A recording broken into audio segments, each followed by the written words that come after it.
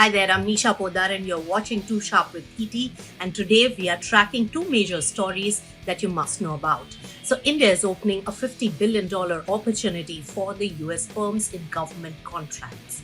And the market staged a sharp rebound on Friday, although this volatile week of trade still ended marginally in the red. Let's begin with the significant trade policy shift.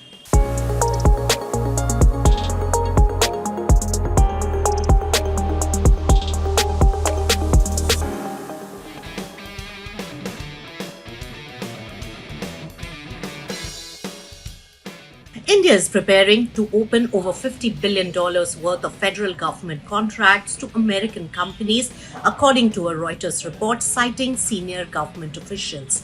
Now, this makes a significant change in India's historically cautious procurement policy, coming just weeks after a similar offer was made, remember, to UK-based firms under a new free trade agreement. India has agreed to gradually open public procurement contracts to trading partners, including the US, in a phased and reciprocal manner, a top official told Reuters. Now, the key points about the government contracts open to US, let's look at that. Over $50 billion in central contracts will be available to US firms. Now, the total public procurement market is approximately $750 billion annually.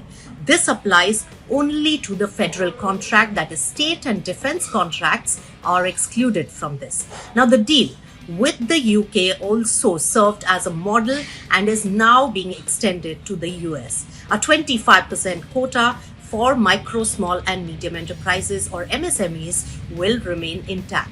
Now, the Indian firms will gain reciprocal access to US and UK markets. India's total public procurement market, including the PSUs, is estimated to be about 58 to 62 lakh crore rupees annually.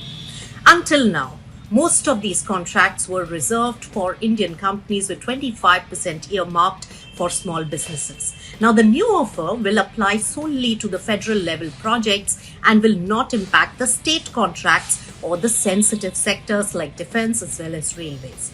Now, opening procurement on reciprocal basis gives Indian businesses opportunities overseas, said Anil Bhardwaj of the Federation of Indian Micro and Small and Medium Enterprises, or FISME. Meanwhile, Commerce Minister Piyush Goyal was in Washington this week to really advance the discussions of India-US trades.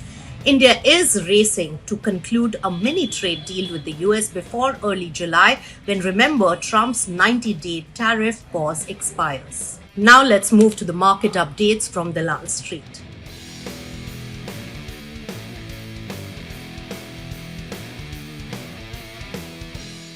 So after a volatile week, the markets closed on Friday with strong gains. The Sensex surged by 769 points, while Nifty rose by 243 points to close above 24,800 levels. Rally was largely driven by the gains in the FMCG and financial services sector, along with a decline in the US bond yields. However, despite the rally, Nifty ended the week down by 0.66%. and 3 out of 5 sessions closing in the red. Top gainers were Eternal, HDFC Life, Jio Financial, while the top loser was Sun Pharma, down close to 2%. FMCG gained, financial services, private banks also saw the increase. The only laggard was Nifty Pharma.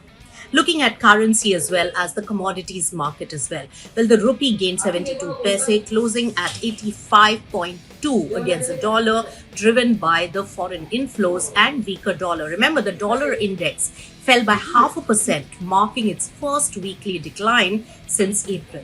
Brent crude also dropped to $64.22, which is a good news for India, and this was for the week due to OPEC plus supply concerns.